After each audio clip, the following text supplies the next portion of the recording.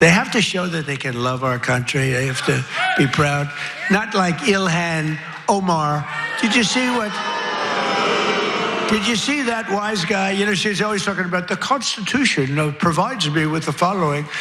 You know, the Constitution, she comes from a country that's a disaster. That is Donald Trump, just hours, I think, before Ilhan Omar was attacked at one of her town hall events, with Donald Trump once again smearing her, attacking her, saying conspiracy theories about her, pretending not to understand how her name is pronounced, vilifying her and demonizing her so that his utterly deranged base will forget about all the ways that he has broken his vows to them, not lived up to the responsibilities of the job, and instead just focus on this damn Somali woman. And so she was attacked, and he was inspiring them to do it right beforehand. Now, he was asked about the attack by Rachel Scott of ABC News and said, "Did you see the video?" And he said, "No, I don't think about her. I think she's a fraud. I really don't think about that. She probably had herself sprayed, knowing her. I haven't seen it. No, I hope I don't have to bother." Which, I don't know about you, I'm thinking some things that I'm not allowed to say. Deeply radicalizing when you see your president find out that one of his devoted followers, as we'll get into, attacked her. Thankfully, she's okay, as far as we know. The next time, maybe not. Because of what he's saying, he gets to say, she probably did it to herself. I don't care, I'm not gonna bother. Any other president in American history would have said, no politician in America should ever have to worry about it being attacked for simply holding their position. I hated George W. Bush. He definitely would have said that. John McCain would have said that. Ted Cruz would say that, but not Donald Trump. And by the way, interesting little note, if you're inclined to think this way, as Astanax points out, first reaction is to assume someone would stage an attack on themselves for PR. Just an interesting little thing. Donald Trump would never project in that way. Now that said, she was actually attacked, and I want to show you what actually happened, especially because it demonstrates how utterly brave Representative Ilhan Omar is. Take a look. Secretary Kristi Noem must resign or face impeachment.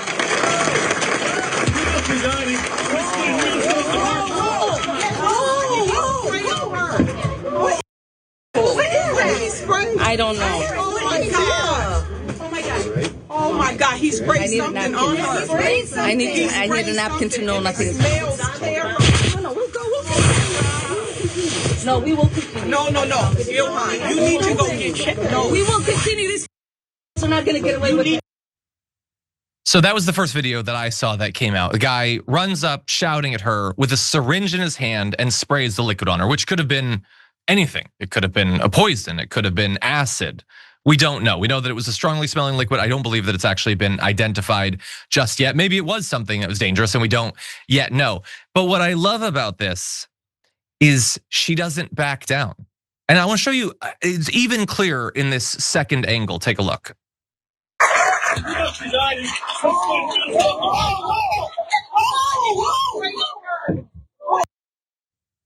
She goes at the guy and cocks her fist back. And I just want to remind everyone how Donald Trump has responded. You remember when he was at some rally and there was a loud noise and the dude almost dove to the side? When the eagle flared his wings and Donald Trump crapped his pants in a video. You remember when he was supposedly shot at and eventually they got his ass back up and he eventually raised his fist, and it was very brave because anyone else would have never gotten up from the floor. The idea that he would ever have the bravery that Representative Ilhan Omar had is ridiculous to me. So anyway, the guy has been identified, Sharon, 55-year-old James Kazmierzak, I believe his name is. He's arrested on suspicion of assault. He's yet to be formally charged, supposedly. Loves Donald Trump. Here are some of his past profile pics on social media. There's a little bit of a trend here, perhaps. And according to his neighbor, he's got problems, obviously. He's a massive fan of Donald Trump, but he posts stuff about Donald Trump, hates Representative Ilhan Omar, apparently told the neighbor that he planned to go to the event and do something like this, which if somebody tells you that, maybe do something about that, because Representative Ilhan Omar could have been attacked or seriously injured yesterday. So I feel like we have a civic duty to alert a politician that a friend of yours is deranged. But anyway, Sharon, what do you make of it? Yeah, we've got problems too. Donald Trump is our president. He's radicalized another individual who may have been predisposed to a lot of this. But you have a president who said something nasty about the representative yet again.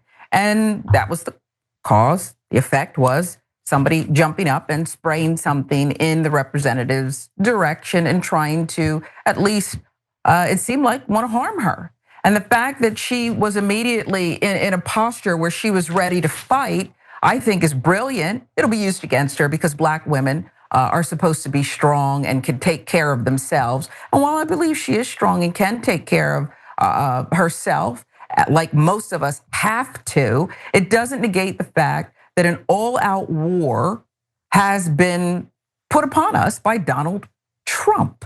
And yeah, neighbor, next time the crazy guy next door who prays to some kind of ridiculous Donald Trump God says, I'm going to go do this, you might want to pick up the phone and call ahead of time. Just give us a little warning. Yeah, no, 100%. By the way, yesterday on the show, we covered a guy who had federal investigators go and talk to him because he was making violent threats against Ilhan Omar. Between that one and this one, Donald Trump, again, more conspiracy theories, more hate. He is not going to rest until she is dead. And we have a 25th Amendment for stuff like this, but unfortunately, nothing's being done. By the way, Maxwell Frost was just attacked this last weekend. Multiple right-wingers attacking representatives. But again, tell me about how the left is the violent party. And I'll end with this, just a message from Ilhan Omar, who said, I'm okay, I'm a survivor, so this small agitator isn't going to intimidate me from doing my work. I don't let bullies win. Grateful to my incredible constituents who rallied behind me, Minnesota strong. And it would be totally understandable if she was now scared to do events like that because of this. It doesn't seem like she's going in that direction because she's braver than most. If you enjoyed that, make sure that you never miss another video by subscribing. And if you want a little more, consider hitting the join button and becoming an actual member. But you're probably wondering, why the hell would I do that, John?